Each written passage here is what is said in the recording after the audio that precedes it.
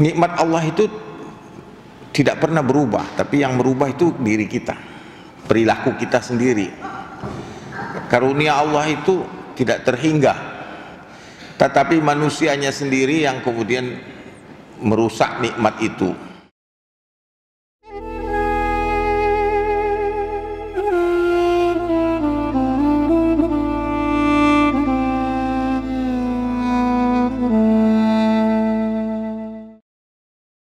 Assalamualaikum warahmatullahi wabarakatuh.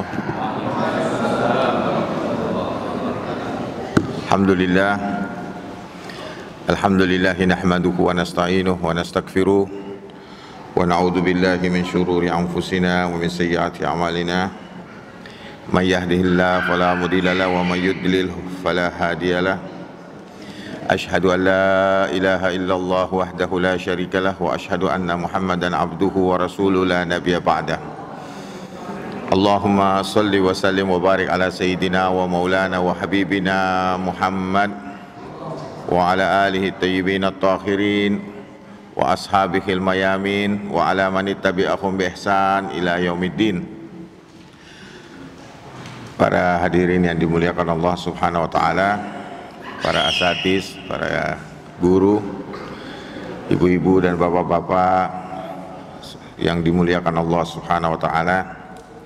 Sekali lagi kita panjatkan puji syukur kehadirat Allah Subhanahu wa taala atas segala limpahan nikmatnya kepada kita, terutama nikmat Islam, nikmat iman, dan nikmat dijadikannya kita sebagai umatnya Nabi Muhammad, sebaik-baik umat yang dikeluarkan di antara sekalian manusia. Salawat dan salam kita haturkan kepada junjungan kita Nabi besar Muhammad dan juga atas keluarganya, sahabatnya, dan sekalian para pengikutnya yang mengikutinya dengan ihsan hingga akhir zaman. Pada kesempatan ini saya ingin melanjutkan tentang beberapa hal yang sudah kita bahas. Kemarin kita sudah bicara tentang struktur diri manusia yang dalam pembahasan Hakim Tirmizi berdasarkan sejumlah ayat dalam Quran, bahwa manusia itu terdiri dari sadr, dada, kemudian di dalam sadr itu ada kalbu, kemudian dalam kalbu itu kemudian ada fuad, kemudian di dalam inti dari fuad itu kemudian ada yang disebut lub atau lubab. Al-Hakim Tirmizi menggambarkannya itu seperti mata secara keseluruhan itu sadr. Kemudian hitam mata itu adalah perumpamaan kalbu. Kemudian iris mata itu disebut sama dia fuad. Kemudian inti paling dalam yaitu retina itu disebut lubab. Jadi dia juga mengumpamakan seperti buah bagian luarnya itu disebut sadr, isi buahnya itu disebut kalbu, kemudian inti dari buahnya, bijinya itu kita sebut fuad, kemudian esensi yang dari biji itu atau sari biji itu disebut lubab. Perjalanan kita dalam mujahadah spiritual kita itu adalah bagaimana menyempurnakan diri ini, tazkiyatun nafs. Tazkiyatun nafs ini sebagaimana dibahas kemarin, kata nafs di dalam Al-Quran ini maknanya banyak, bisa diri, bisa jiwa, bisa pribadi, person, ya. Jadi kalau kita lihat konteksnya, soalnya kita juga awal pembicaraan dulu kita bicara bahwa Allah menyebut dirinya nafs, wa kadaballahu ala nafsihi rahmah, ya, wa ukhazirukumullahu nafsah. Allah menyebut dirinya dengan nafs. Kata nafs ini dalam konteks diri, bukan dalam pengertian jiwa, ya. Jadi kata nafs ini sendiri kita lihat dalam Al-Quran penggunaannya pemaknaannya berbeda sesuai dengan konteks ayat. Nah, ketika Allah menyebutkan bahwa bersumpah dengan jiwa, wa nafs dengan kesempurnaannya. Kemudian Allah menyebut fa'alhamaha fujuraha wa taqwaha. Nah, di sini Allah bicara tentang jiwa bukan dalam pengertian tadi, tapi an-nafs dalam arti jiwa, yang mana kemarin saya sebutkan bahwa ini adalah wujud daripada perjumpaan antara roh dengan jasad, maka muncullah yang disebut an-nafs. Kemudian an-nafs ini mengalami pertumbuhan, perkembangan, bahwa manusia itu nasibnya ini perjuangan tergantung pada jihad dia.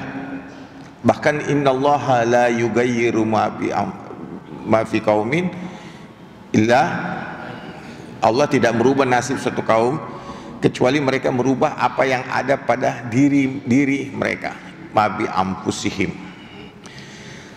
Nah, bahwa kita, nikmat Allah itu tidak pernah berubah, tapi yang merubah itu diri kita, perilaku kita sendiri. Karunia Allah itu tidak terhingga, tetapi manusianya sendiri yang kemudian merusak nikmat itu. Nah, perilaku kita yang merusak nikmat itu. Makanya kalau disebut dalam Quran, ma asabaka min hasanatin faminallah, apa saja yang baik itu dari Allah. Wa ma asabaka min sayyi'ah, kalau ada yang buruk, itu kalian sendiri. Wa ma asabaka min sayyi'ah fa li nafsik, bahwa dari Allah itu semua kebaikan, tapi kitalah yang merubah kebaikan itu menjadi keburukan karena perilaku kita dalam menyikapi nikmat Allah itu. Jadi di dalam Al-Quran kita melihat, sebagaimana juga sudah dibahas, bahwa yang mengalami nanti mati itu adalah jiwa, yang mengalami perhitungan nanti di akhirat itu jiwa. Nah, ketika seseorang, kata Nabi, tidur itu saudaranya mati. Apa keserupaan orang tidur dengan orang mati? Kalau orang tidur itu jiwanya diambil, orang mati juga jiwanya diambil. Hanya bedanya kalau orang hidup yang tidur, orang tidur itu jiwanya yang diambil, rohnya masih ada. Tapi kalau orang mati, maka jiwanya dan rohnya diambil. Jadi keserupaan antara orang mati dengan orang tidur itu ada pada sama-sama jiwanya sedang diambil oleh Allah. Perbedaannya, yang satu masih ada rohnya, yang satu sudah diambil rohnya juga. Maka nanti ketika kita berada di alam barzakh, juga kemarin sudah dibahas oleh Ustaz Hamzah, Allah akan memberikan kita badan baru yang sesuai dengan alam barzakh. Jadi ketika kita di alam barzakh nanti, kita dikasih badan baru lagi, jasad baru untuk kepentingan kehidupan kita di alam barzakh. Nanti lagi ketika kita mengalami kiamat, semuanya hancur, kita pindah ke alam akhirat, pengadilan, mahsyar. Maka di situ kita dikasih jiwa baru, ya, badan baru lagi. Nah, badan baru ini itu sesuai dengan nikmat yang akan diberikan kepada kita di akhirat nanti. Kalau badan dunia ini dipakai menikmati dunia, akhirat itu buah apel dari akhirat, kita mati karena nggak kuat menahan nikmatnya. Begitu juga penderitaannya. Nah, di akhirat nanti badan itu juga mengalami kehancuran juga, nanti diganti lagi badan baru kalau sudah rusak. Nah, di hari kiamat, di pengadilan nanti di akhirat, apakah itu di neraka nanti, kita juga orang yang di neraka itu setelah disiksa hancur badannya, ganti lagi badan baru. Kalau di dunia ini kita ganti badan sebenarnya setiap berapa bulan sekali, itu hampir sebagian besar badan kita ini ganti baru, karena setiap saat ini badan kita itu rusak, sel-sel kita kemudian diganti sel baru. Nanti dalam berapa lama kemudian, berapa bulan itu hampir semua sel kita terganti. Jadi sebenarnya Badan yang kita lihat sekarang ini dengan badan yang tahun lalu itu beda. Hanya karena dia punya struktur genetiknya sedemikian rupa yang terbentuk itu sesuai dengan cetakannya lagi. Jadi cetakannya sama, hanya materialnya sudah berbeda. Material kita berbeda. Makanya kalau orang itu misalnya makan makanan haram, berarti material dia itu akan tertinggal di dalam tubuh dia selama waktu tertentu, sehingga itu juga akan menghalangi ibadah dia. Makanya disebut kalau orang makan makanan haram itu 40 hari ibadahnya akan terhalang misalnya, karena selama badan itu masih memuat itu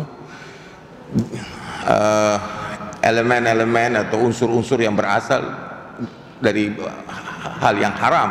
Selama barang yang haram itu masih ada dalam diri kita, itu akan menghalangi kesempurnaan ibadah kita.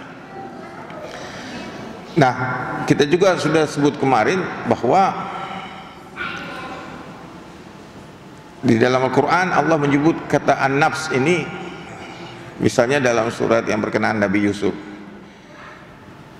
inna nafsa la'amara bisu, inna nafsa la'amara la ubarri nafsi, inna nafsa la'amara bisu illa ma rahima rabbi, bahwa saya tidak menganggap diri saya bebas dari kesalahan, tapi sesungguhnya diri saya, inna nafsa la'amara bisu, menyeru saya kepada keburukan, illa ma rahima rabbi, kecuali yang dirahmati Allah. Kemudian para ulama membagi bahwa manusia itu terbagi dari an-nafs al-amara bisu, ketika manusia ini masih terikat oleh jasadnya, masih di bawah pengaruh badan yang duniawi ini, dari tanah ini, maka kita disebut sebagai makhluk yang masih berada dalam dorongan-dorongan syahwat yang rendah. Innan nafsa la'ammarah bisu. Ketika seseorang sudah mulai balik, sudah mulai dewasa, sudah mulai berpikir, ya sama juga pertumbuhan perkembangan jiwa manusia. Ya kalau anak-anak itu masih kecil, ya semua pikiran tidak ada, belum pikiran dia belum berkembang, tapi perasaan dia, keinginan dia itu sepenuhnya dipengaruhi oleh kebutuhan fisik dia. Jadi kalau lapar marah, ya haus marah, nah terus itu masih sepenuhnya fisik dia yang mempengaruhi dia. Nah ketika dia sudah mulai balik, nah di situ sebenarnya dia sudah mulai mengalami proses fungsi akalnya sudah mulai berjalan, mana dia disitulah juga agama mulai berperan, berfungsi. Tetapi pada sebagian besar orang, tahap anak-anak ini, tahap yang dimana dia masih dikuasai oleh jasad ini berlanjut, ya dia tetap saja mengutamakan hal-hal duniawi, ya jasa dia. Nah orang yang sudah mencapai kesadaran, dia mulai mengontrol dirinya, mempertanyakan dirinya, siapa saya, apa arti. Dia sudah tidak lagi sepenuhnya dikendalikan oleh kepentingan jasad dia. Nah, dia mulai berpikir kepada hal-hal yang spiritual dan mulai mempertanyakan makna hidup. Itu disebut nafsul lawwamah. Kemudian para ulama membagi lagi menjadi 7. Ada yang mengatakan saya sudah di lawwamah, ada fa'alhamaha, kemudian nafsu mulhamah, kemudian ada nafsu radiyah, kemudian ada mardiyah, kemudian ada mutmainnah, kemudian ada nafsu kamilah yang sempurna. Nah, itu manusia yang sudah mencapai kedudukan insan kamil, manusia yang sempurna. Jadi kita ini sebagai manusia dalam arti spiritual, kita itu tidak lahir dalam keadaan sempurna, tapi kita memilih. Beda dengan binatang. Kalau binatang dia menjalani hidupnya itu tanpa pilihan, ya dia bertumbuh berkembang sesuatu yang otomatis alami. Tapi kalau kita tidak, manusia ini bisa tua tapi belum tentu dewasa. Ya kita bisa saja badan kita tua tapi kita tidak dewasa. Nah kita berproses di dalam, kita memilih di sini apakah kita akan menyempurnakan diri kita Qad aflaha man tazakka wa dzakara asma rabbih fasalla. Beruntung orang yang menyucikan dirinya, menumbuhkan dirinya. Tazkiyah itu juga artinya menumbuhkan, menyempurnakan dirinya. Di dalam ayat lain-lain, kemudian qad haba man dassah, qad aflaha man zakkaha, qad haba man dassah. Dan celakalah orang-orang, merugilah orang-orang yang merusak potensi dirinya tadi. Jadi kita semua diberi potensi. Potensi tadi ada dalam diri kita, dan perjalanan hidup kita ini bagaimana menumbuhkan ruhani kita sebenarnya. Tetapi pertumbuhan ruhani ini juga sepenuhnya bergantung kepada pertumbuhan jasad kita juga dalam batas tertentu. Jasad kita ini menentukan. Makanya tadi makanan yang haram dan lain-lain itu akan mempengaruhi roh kita.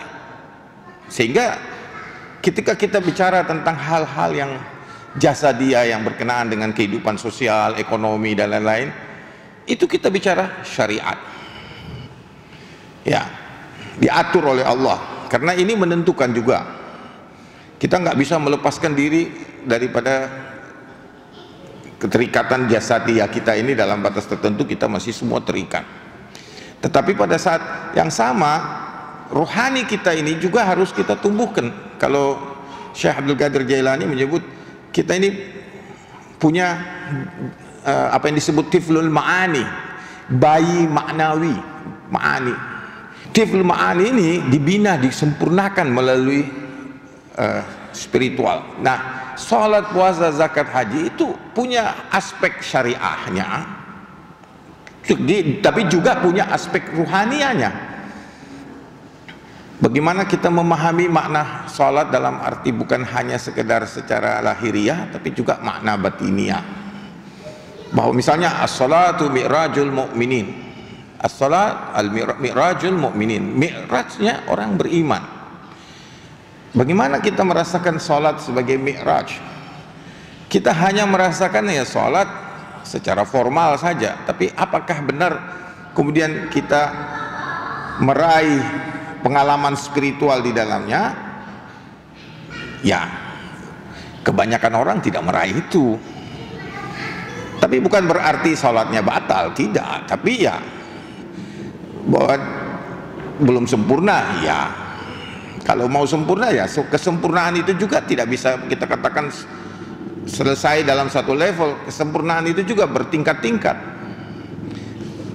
Kita akan menjalani tahap demi tahap. La tarkabuna tabaqan tabaq. Dalam satu ayat sebut kamu akan menjalani tabaqan tabaq, tingkat demi tingkat. Nah, ini pengertian batinnya. Ada yang lagi mengartikan, wah itu dulu saya ingat Ustadz guru kita Habib Hamid Alatas ketika menjelaskan itu, beliau mengatakan ramalan Allah tentang kendaraan yang akan kita gunakan pada masa akan datang. Tabaqan tabaq, piring di atas piring. Jadi tabaq itu juga artinya piring. Itu piring terbang. Jadi di Al-Quran ini kadang-kadang satu kata itu bisa kita lihat maknanya dalam berbagai sisi, ya. Nah, tadi kembali bahwa jadi secara rohani kita ini melakukan perjalanan rohani, bahwa psikologi Islam ini jauh lebih sempurna daripada psikologi Barat. Karena kalau Barat hanya bicara pada level, pada umumnya hanya behavior, perilaku manusia. Tapi kalau kita bicara pada esensi manusia itu sendiri, bahwa manusia ini, nah tadi kemudian dibahas lagi, ada sadr, ada kalbu, kemudian ada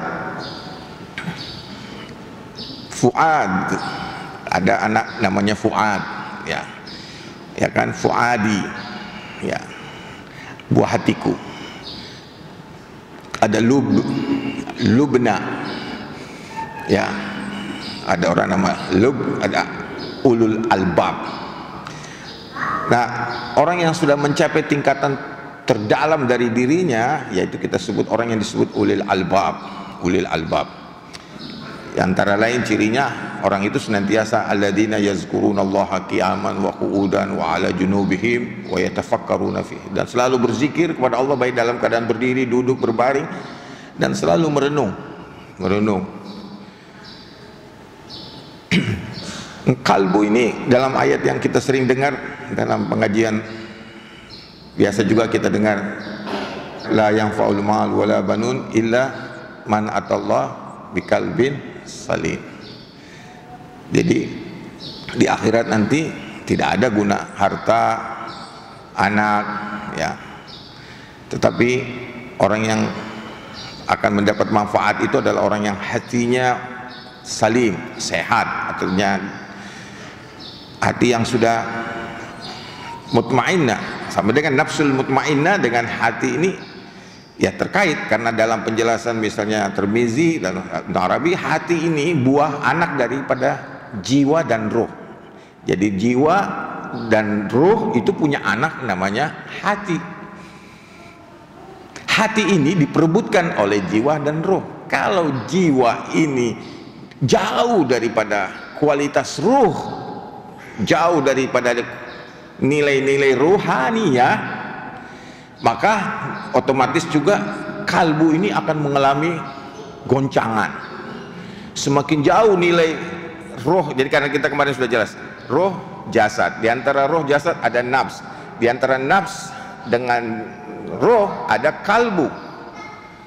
Kalau kalbu ini berada di antara jasad dan roh yang masih di antara roh dengan nafs yang masih terikat pada jasad, maka goncangan kalbu ini semakin besar.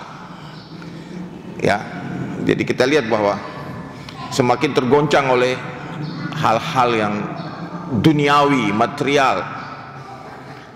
Tetapi semakin sempurna nafs, semakin mendekati nilai kesempurnaan yang ada pada ruh, maka jarak antara nafs dengan ruh itu semakin kecil. Otomatis juga kalbu semakin tenang, semakin sehat. Jadi ini terkait. Nah, kita bisa nanti lihat juga nanti penjelasan misalnya mengenai fuad ini sebagai yang memandang kepada Allah ini nanti adalah fuad. Fuad kita sebut dalam beberapa ayat Al-Quran tentang fuad, ada beberapa ayat dalam perjalanan Mi'rajnya Allah Nabi itu disebut kata fuad ini. Nah, Allah memberi kepada kita kebebasan. Nah, sebenarnya makanya disebut di dalam, kalau kita belajar psikologi, yang membedakan manusia dengan makhluk lain, dengan binatang, itu ada pada kebebasan. Manusia diberi free will, kebebasan kehendak. Nah, kebebasan kehendak ini ada pada diri manusia karena ada yang disebut kesadaran, awareness, dan lebih khusus lagi yang disebut self awareness, kesadaran diri. Kesadaran diri itu adalah kemampuan manusia mengawasi dirinya, mengendalikan dirinya. Jadi juga disebut kemampuan manusia membelah dirinya.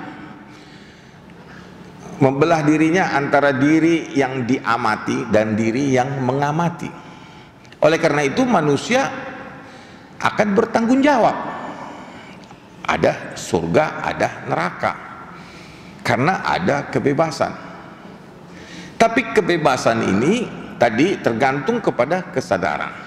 Kesadaran ini tergantung kepada pengetahuan. Orang semakin bodoh, kesadarannya semakin rendah,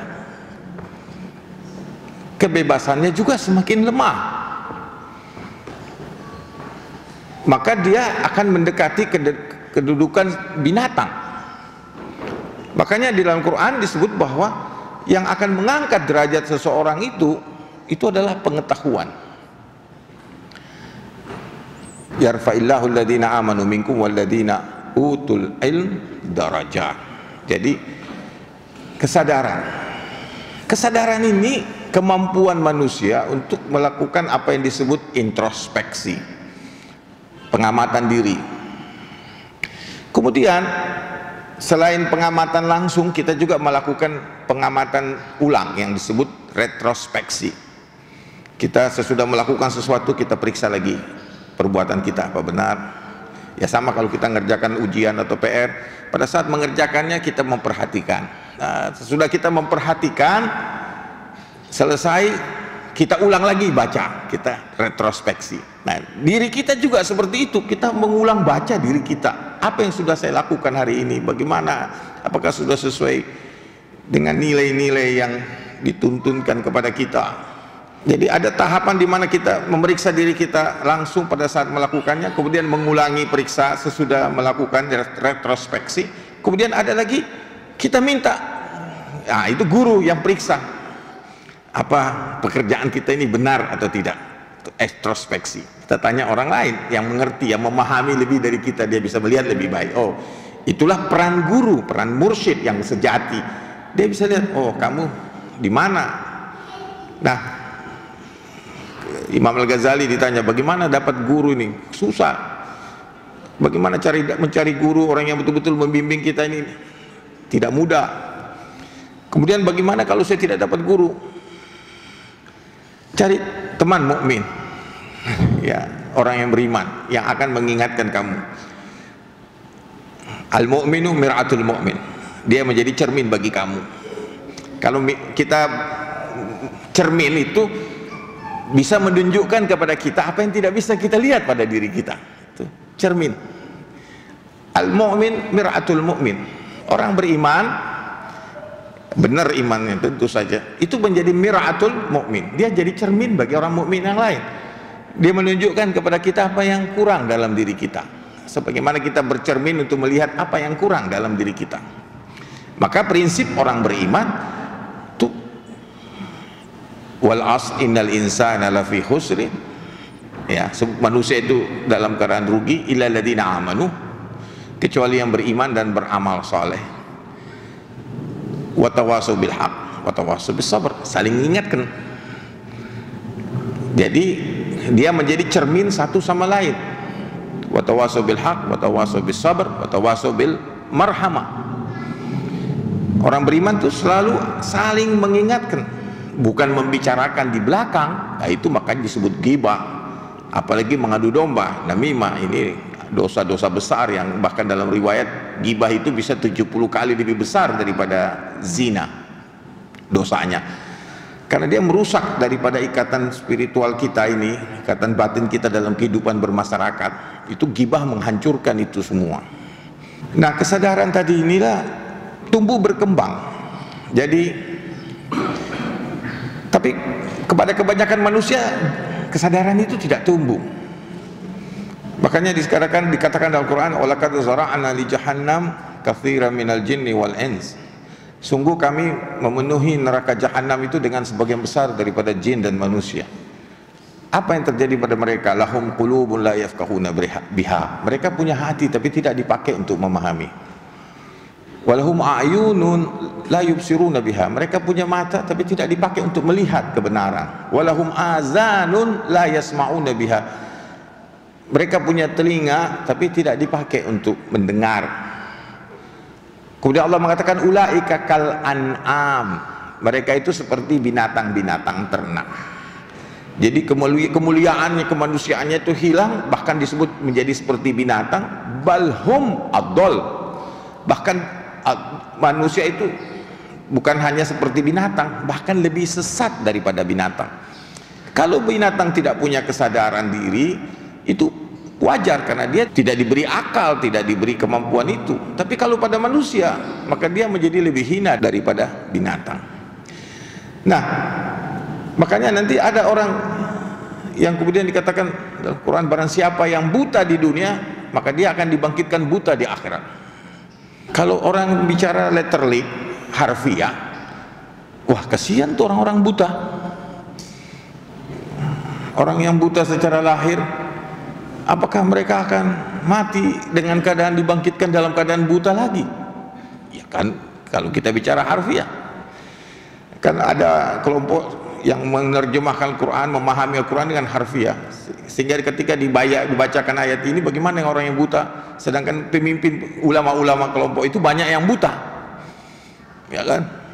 Apakah mereka ini, para ulama ini nanti akan dibangkitkan buta juga? Oh tidak, tentu saja makna buta di sini adalah buta hati, buta hati. Nah, kenapa buta hati ini? Karena orang itu gagal untuk menghidupkan kalbunya, gagal untuk menyempurnakan dirinya, sehingga, nah kalau kita bicara lebih dalam lagi, ya orang ini telah mati hatinya ya. Makanya hati itu dibagi, ada yang hati yang sehat, kalbun salim, ada kalbun marid, ya, sakit, ini orang munafik. Kemudian ada kalbun yang sudah khatamallahu ala qulubihim, yang sudah dicap mati oleh Allah Subhanahu wa taala karena sudah rusak sekali, sehingga sudah sawa'un alaihim anzartahum am lam tunzirhum la yu'minun. Sama saja kamu mau peringati dia atau tidak memperingati dia, orang yang sudah mati hatinya ini, yang khatamallahu ala qulubihim wa ala sam'ihim wa ala absarihim, tidak akan bisa lagi kita merubah orang ini. Nah, jadi kita lihat di sini bahwa ya perjalanan kita dalam kehidupan ini adalah terus-menerus bagaimana kita melakukan koreksi diri, introspeksi diri. Ya ayyuhalladzina amanu taqullaha wal tanzur nafsun ma qaddamat ligad wattaqullah innallaha khabirum bima ta'malun. Wahai orang yang beriman, bertakwalah kepada Allah, dan hendaknya setiap jiwa mengamati dirinya, mengawasi dirinya, apa yang telah ia persiapkan untuk hari esoknya. Jadi inilah sebenarnya kalau kita bicara, bahwa kita bicara syariat di satu sisi, tapi kita juga bicara tentang hakikat, ya, mencari misalnya kita sholat di samping syariatnya itu ada hal-hal yang spiritual, yang ruhaniatnya. Misalnya Imam Ja'far menggambarkan kepada kita, kalau kita ruku itu, kita bayangkan diri kita sedang menyerahkan leher kita untuk dipenggal. Jadi ketika ruku, kita sedang mensimulasikan kepala kita dipenggal di jalan Allah. Itu ruku, salah satu makna batiniahnya. Di samping kita membaca bacaan syariatnya, memperbaiki bentuk gerakannya, tapi juga kita menyadarkan diri kita bahwa ruku kita ini, kita menyerahkan kepala kita, menjulurkan kepala kita untuk dipenggal di jalan Allah. Dan ketika kita sujud, maka itu titik terdekat antara kita dengan hamba. Kita sudah nggak ada, yang ada hanya Allah. Wasjud waqtarib. Nah, perjalanan spiritual seperti ini kan, bahwa kalau kita ulang terus, nanti kita akan merasakan bahwa ya kematian itu bukan lagi sesuatu yang menakutkan. Orang kita simulasi kematian tiap hari 17 kali. Kita merasakan ketiadaan itu 34 kali dalam sujud. 17 kali kita simulasi kepala kita dipenggal. Ya, apakah kita takut lagi dipenggal? Enggak. Kenapa yang takut dipenggal? Orang kita sudah simulasi diri kita dipenggal di jalan Allah kok 17 kali. Takut mati? Wah, 34 kali kita simulasi mati. Kita nggak ada kok, yang ada hanya Allah. Ya. Sampai kita betul-betul merasakan sebenarnya apa yang disebut fana. Ini disebut krisis eksistensial, krisis metafisis. Awalnya dalam bentuk sederhana, ini sebenarnya suatu bentuk kesadaran keberagamaan awal ketika orang mulai mengalami krisis eksistensial, krisis metafisis. Dia mempertanyakan, siapa saya, dari mana saya, untuk apa saya di dunia ini. Itu tahapan awal dari keberagamaan yang sejati, itu di situ. Ketika orang mulai mempertanyakan makna hidup, tujuan hidup. Makanya dari awal seharusnya pendidikan agama ini harusnya menekankan makna-makna tadi, bahwa anak-anak itu harus dikenalkan dari awal, siapa kamu, dari mana kamu, untuk apa kau di dunia, apa tujuan hidup kita ini. Ya, itu pendidikan nanti situ, memberikan makna hidup, tujuan hidup. Nah, semua ibadah kita ini kan dalam rangka untuk mewujudkan makna hidup itu di dalam hidup kita, dalam diri kita. Nah, di sini kita berusaha bagaimana kita meraih apa yang menjadi tujuan Allah menciptakan kita. Ya abdi ati'ni aj'alka rabbaniyan taqulu li syai'in kun fayakun. Ini ada hadis qudsi. Wahai hambaku, taati aku, aku jadikan kamu insan rabbani, orang-orang yang telah menanamkan sifat rabbaniyah Allah itu, takhallaqu bi ahlakillah dalam dirinya, sehingga dia meraih kedudukan kama ana taqulu li syai'in kun fayakun. Apa yang kamu kehendaki cukup kau katakan kun fayakun.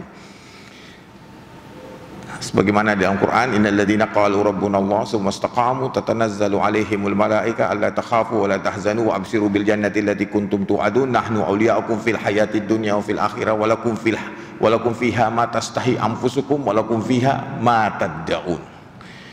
Bahwa apapun yang kamu inginkan oleh dirimu akan terpenuhi, apa yang kau minta akan terpenuhi. Wa lakum fiha ma tastahi anfusukum wa lakum fiha ma tad'un. Ini yang disebut wali-walinya Allah, dan inilah yang diraih seseorang misalnya dilantiknya itu pada malam Lailatul Qadar. Sebagian riwayat menyebut seperti itu.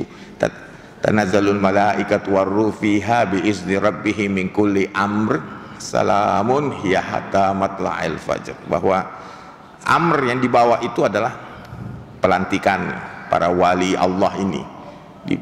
Makanya juga sebagian riwayat menyebutkan bahwa Quran, kitab yang lainnya, baik itu Zabur, Injil, Taurat, itu semua diturunkan di bulan Ramadan. Nah, jadi itulah yang kita ingin raih nanti di dalam perjalanan spiritual kita. Hanya memang sebagian kita ini hanya berhenti pada hal lahiriah saja, sebagian manusia, sehingga kata Al-Quran, mereka baca Quran tapi hanya sampai di kerongkongannya saja, ya, tidak sampai ke hati, ke kalbu, apalagi ke fuad, apalagi ke lubab. Enggak. Nah, ini yang kita minta kepada Allah, dan ini semua adalah dengan pertolongan Allah Subhanahu wa taala.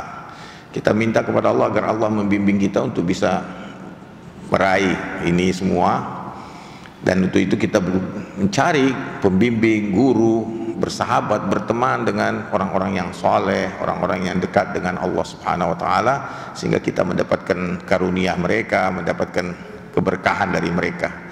Demikianlah saya kira. Wabillahi taufiq wal hidayah. Wassalamualaikum warahmatullahi wabarakatuh.